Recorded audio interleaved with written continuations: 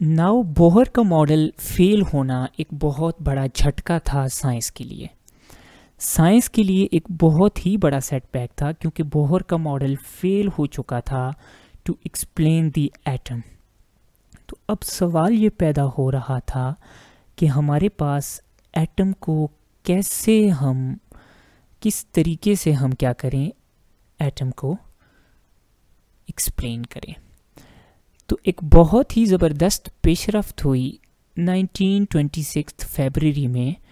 Schrödinger नाम के scientist ने एक इक्वेशन दी जिसको कहते हैं श्रोडिंजर्स वेव इक्वेशन। श्रोडिंजर्स वेव इक्वेशन जो थी वो इलेक्ट्रॉन के वेव नेचर को भी एक्सप्लेन करती थी। तो साइंटिस्ट ने श्रोडिंजर्स वेव इक्वेशन को यूज़ करते हुए, यानी इलेक्ट्रॉन की वेव नेचर को यूज़ करते हुए, एटम का एक नया मॉडल बनाया जिसको हम कहते हैं क्वांटम मैकेनिकल एटॉमिक मॉडल, जिसमें हमारे पास इलेक्ट्रॉन को और एटम को मॉडर्न मेथड्स के थ्रू श्रोडिंजर्स वेव इक्वेशन के थ्रू ट्रीट किया जाता है, जिसमें इसकी वेव नेचर को भी काउंट करके एक नया मॉडल बनाया गया। नाउ इस मॉडल के मुताबिक एटम क्या चीज़ था? एटम के सेंटर में न्यूक्लियस था जिसके अंदर पॉजिटिवली चार्ज्ड प्रोटॉन्स मौजूद थे। इस टाइम तक प्रोटॉन डिस्कवर हो गए थे, इसलिए अब हम यहाँ पर प्रोटॉन यूज़ करेंगे। तो न्यूक्लियस था एटम के सेंटर में जिसमें प्रोटॉन्स मौजूद थे। अब इन प्रोटॉन्स की वजह से न्यूक्लियस क्या था? पॉजिटिव। और इलेक्ट्रॉन्स किधर थे? न्यूक्लियस के इर्द गिर्द कुछ स्पेस में ऐसे रीजन थे, ये पूरा एक रीजन है स्फेरिकल शेप में, या ये मैं ले लेता हूँ इस शेप में एक रीजन है। न्यूक्लियस के इर्द गिर्द कुछ ऐसे रीजन्स होते हैं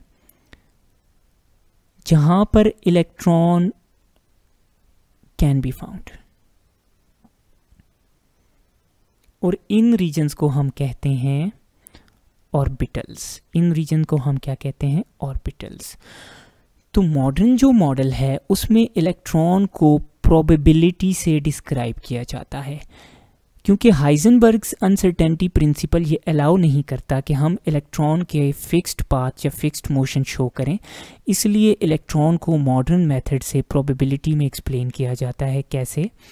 ऐसे कि कहा जाता है कि हमारे पास सेंटर में पॉजिटिवली चार्ज न्यूक्लियस है एटम के सेंटर में, और उसके इर्द गिर्द सर्टेन रीजन्स हैं जिन रीजन्स में क्या हो सकता है? इलेक्ट्रॉन मौजूद हो सकता है।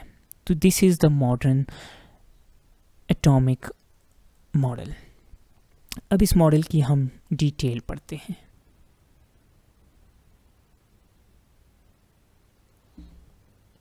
नाउ अब ये जो हमारे पास quantum mechanical electron cloud model है, इसमें हम क्या करते हैं? क्वांटम नंबर्स यूज़ करके इलेक्ट्रॉन को एक्सप्लेन करते हैं। We use quantum numbers to explain electron. Quantum numbers क्या चीज़ हैं? Quantum numbers are set of numerical values that completely describe an electron.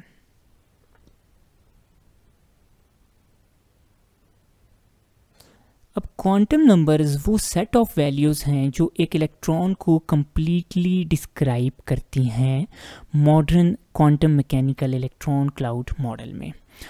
अब क्वांटम नंबर्स को हम डिस्कस करते हैं, मेरे साथ बने रहिएगा, ये बहुत इंपॉर्टेंट टॉपिक है। आपको अक्सर मुश्किल भी लगता है, बट बिल्कुल फ़िक्र की ज़रूरत नहीं है, हम इसको बहुत इजी करके करवाएंगे। पहला क्वांटम नंबर है प्रिंसिपल क्वांटम नंबर। इसको हम डिनोट करते हैं n से। नाउ प्रिंसिपल क्वांटम नंबर हमें क्या बताता है? What it tells? ये हमें बताता है कि इलेक्ट्रॉन किस शेल में मौजूद है। Shell of electron. यानी अगर हमारे पास प्रिंसिपल क्वांटम नंबर n की वैल्यू 1 है तो इलेक्ट्रॉन पहले शेल में है, n की वैल्यू 2 है तो इलेक्ट्रॉन दूसरे शेल में है, n की वैल्यू 3 है तो इलेक्ट्रॉन तीसरे शेल में है। पहले की बजाय हम लफ्ज़ k, दूसरे की बजाय l, तीसरे की बजाय m हम ये भी यूज़ कर सकते हैं। तो प्रिंसिपल क्वांटम नंबर हमारे पास क्या डिस्क्राइब करता है कि इलेक्ट्रॉन किस शेल में है।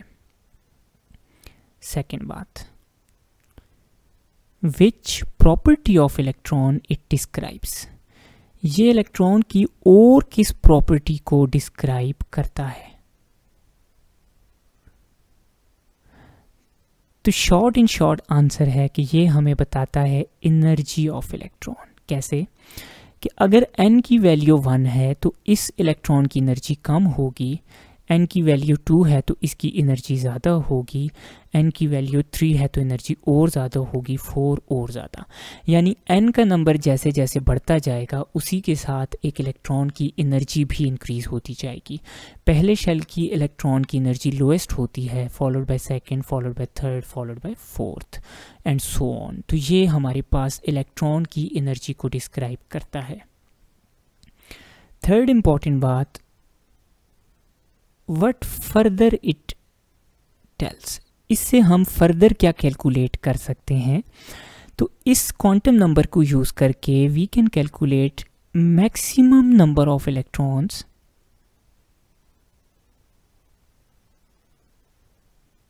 अ शेल कैन होल्ड। ये यूं ही मेरे साथ लिखिए क्योंकि आपको ये इसी तरह काम आएगा, अदरवाइज आपको बुक से कभी भी क्वांटम नंबर समझ नहीं आएंगे। किस तरह बताता है ये 2n² से। यानी मैं कहता हूँ पहले शेल में कितने इलेक्ट्रॉन्स आ सकते हैं, तो 2 इंटू n यानी फर्स्ट शेल का square, 2 into 1² is equal to 2। तो पहले शेल में मैक्सिमम 2 इलेक्ट्रॉन्स आ सकते हैं। दूसरे शेल में 2 इंटू 2² 8 इलेक्ट्रॉन्स आ सकते हैं। तीसरे शेल में 2 इंटू 3² 18 इलेक्ट्रॉन्स आ सकते हैं।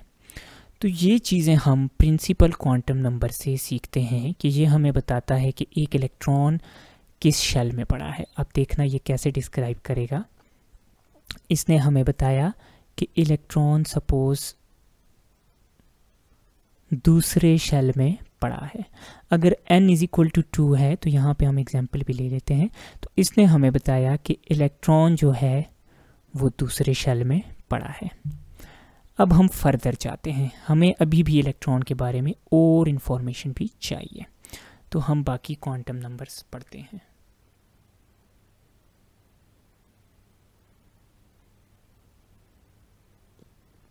नाउ अब जो हमारे पास सेकंड क्वांटम नंबर आता है दैट इज एजीमुथल। इसको पुराने ज़माने में एजीमुथल कहा जाता था, अदरवाइज अभी इसको कहते हैं एंगुलर मोमेंटम क्वांटम नंबर। ये सेकंड क्वांटम नंबर है इलेक्ट्रॉन का।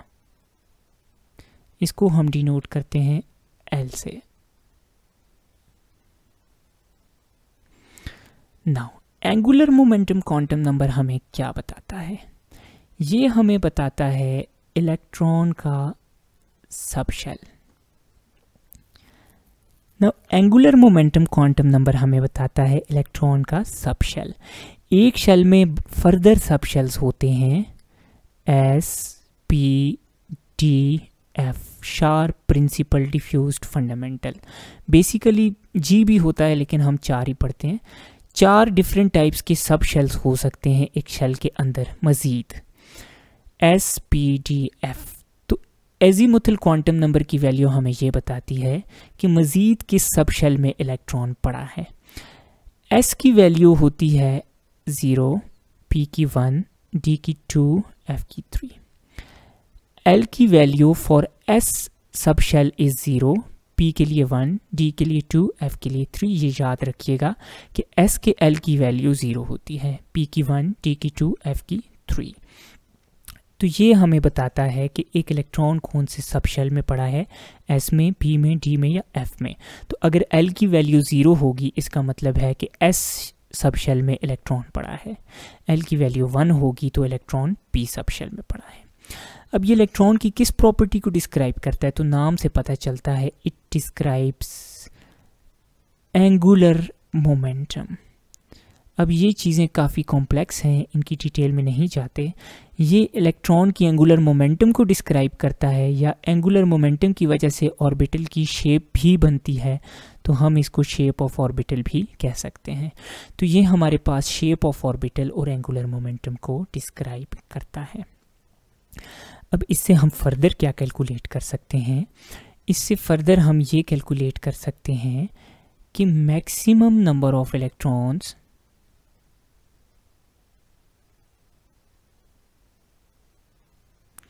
अ सब शेल कैन होल्ड। एक सब शेल में मैक्सिमम कितने इलेक्ट्रॉन्स आ सकते हैं,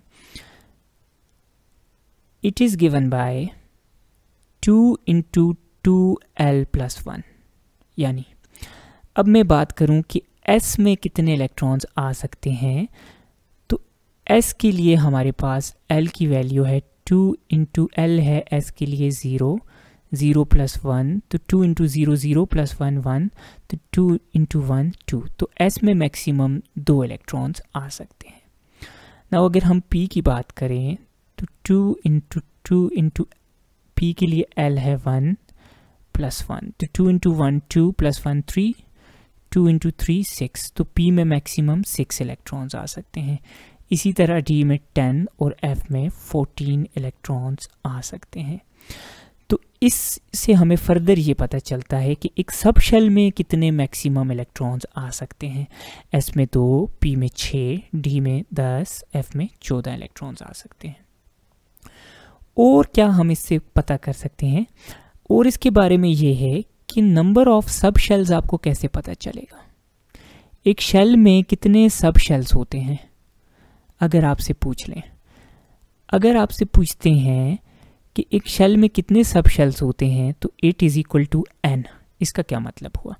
अगर आपसे पूछते हैं कि 5वें शेल में कितने सब शेल्स होंगे, तो 5वें शेल के लिए n की वैल्यू है 5, तो 5वें शेल में 5 सब शेल होंगे। अगर आपसे पूछते हैं तीसरे शेल में कितने सब शेल होंगे, तो तीसरे शेल में 3 सब शेल होंगे। अब इस बात पे हम आते हैं, पहले शेल में कितने सब शेल होंगे, पहले शेल में 1 सब शेल होगा, कौन सा, S। दूसरे शेल में कितने सब शेल होंगे, 2, यानी S और P दोनों। तीसरे शेल में कितने सब शेल होंगे, 3, यानी SPD तीनों। और चौथे में 4, SPDF चारों। तो यूं आप नंबर ऑफ सब शेल इन अ शेल भी कैलकुलेट कर सकते हैं by using this quantum number.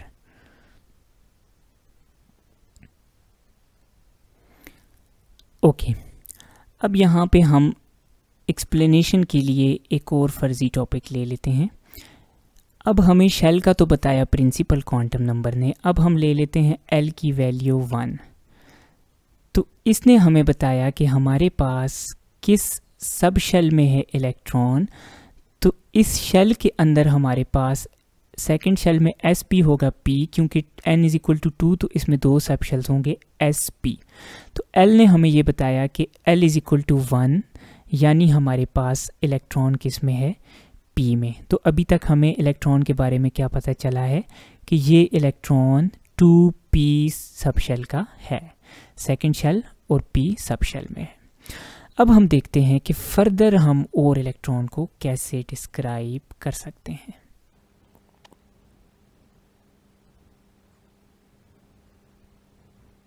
Okay, now third quantum number जो हमारे पास आता है, that is magnetic quantum number.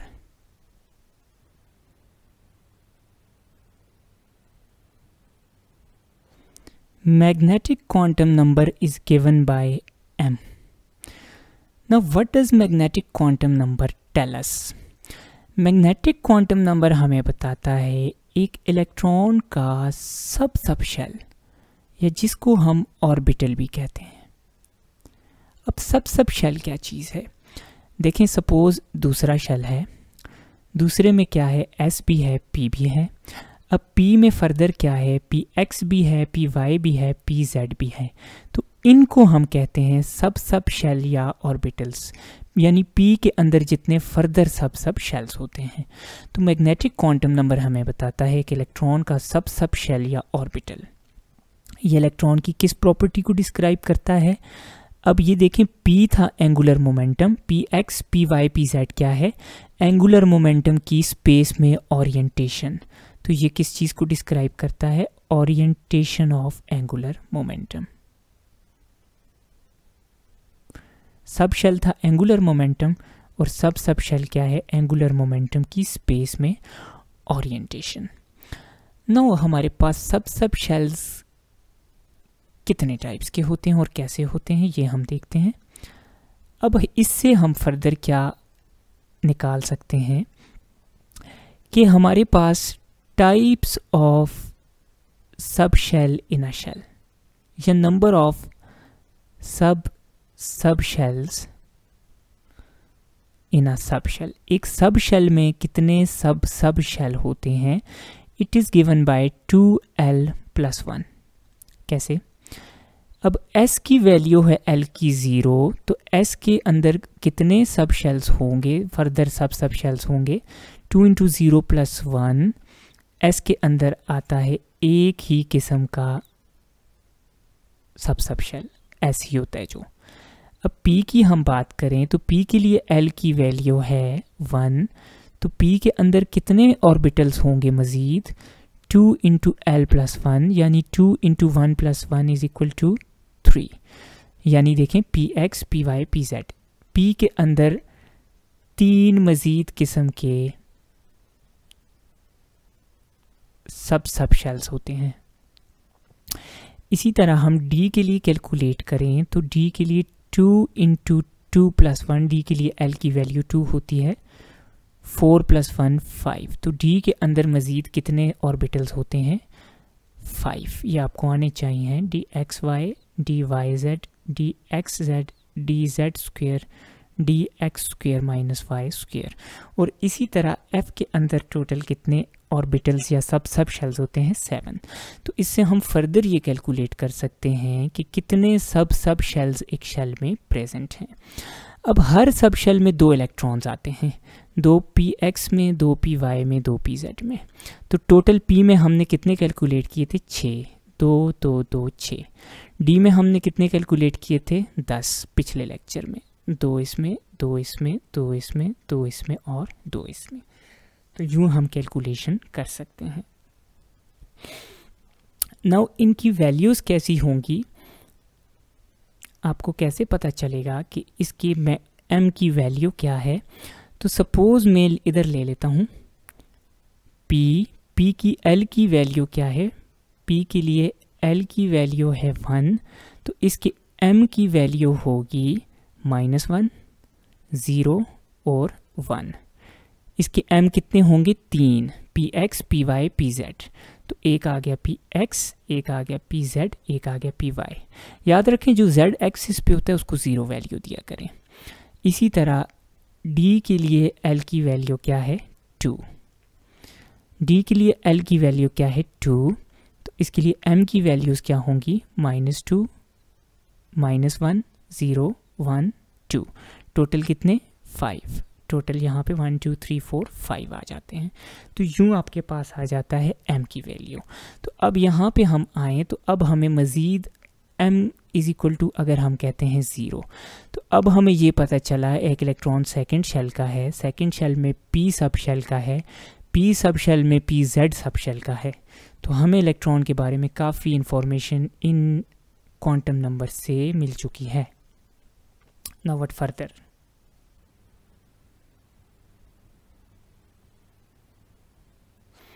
Now last quantum number हमारे पास रह जाता है, that is spin quantum number.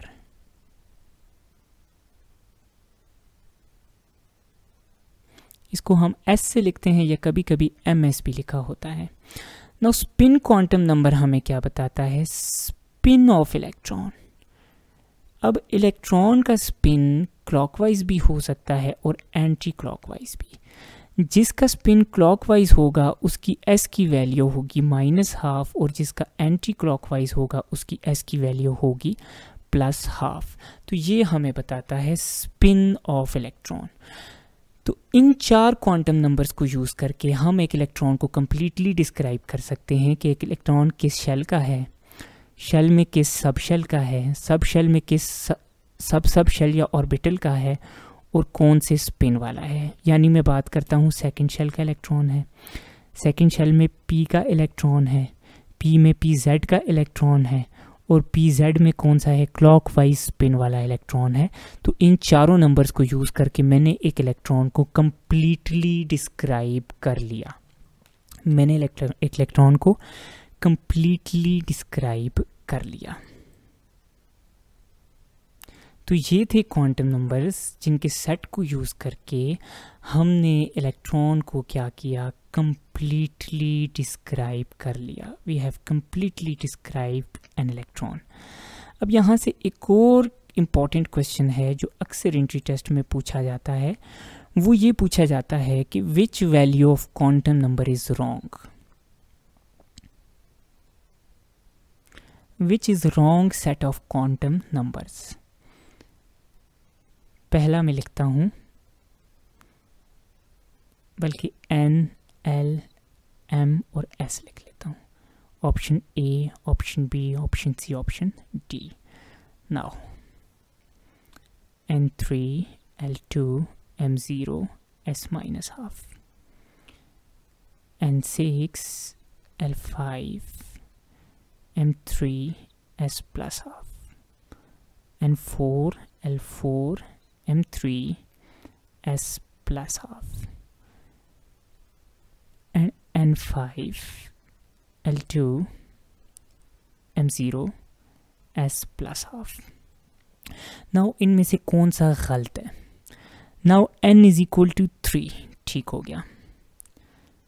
L is equal to 2, yes, क्योंकि N जब 3 होगा तो इसके अंदर 3 सब शेल्स होंगे, S, P, D, 0, 1, 2। तो N जब 3 हो तो या N जो भी हो, L की जो मैक्सिमम वैल्यू होती है वो हमेशा N-1 के बराबर होती है। तो L जो मैक्सिमम वैल्यू इसके अंदर आ सकती है दैट इज़ 3 - 1, 2। तो 3 के लिए मैक्सिमम जो L हो सकता है वो 2 हो सकता है, 2 से नीचे भी कोई हो सकता है, ठीक है, 2 भी है। M इज इक्वल टू 0, 0 वाला एग्जिस्ट कर सकता है, D में भी 0 वाला है, P में भी, S में भी, and S is equal to -12, चारों ठीक है। Now N is equal to 6, L की मैक्सिमम वैल्यू क्या हो सकती है, 5, ठीक है, ये भी ठीक है। M इज इक्वल टू 3 भी हो सकता है, S इज इक्वल टू +12। इसमें आप यूजली N और L को देखते हो। इसमें N की वैल्यू है 4। अब इसके अंदर क्या होगा, S, P, D, F, 4 value है तो 4 सब शेल्स होंगे, 0, 1, 2, 3। अब इसके अंदर मैक्सिमम वैल्यू जो L की हो सकती है वो 3 हो सकती है, 4 इज़ नॉट पॉसिबल। तो ये ऑप्शन क्या है, गलत है। जिसमें N की वैल्यू भी 4 है, L की वैल्यू भी 4 है। L होते 4 हैं, होते ये 4 हैं, 1, 2, 3, 4, लेकिन वैल्यू 3 होती है क्योंकि ये शुरू 0 से होते हैं। N शुरू होता है 1 से, 1, 2, 3, 4। अब इसके अंदर सब शेल्स भी 4 होंगे, लेकिन कौन सी वैल्यू वाले, 0, 1, 2, 3 वाले। तो डू रिमेंबर इट। तो इस तरह का क्वेश्चन आपसे अक्सर पूछ लेते हैं।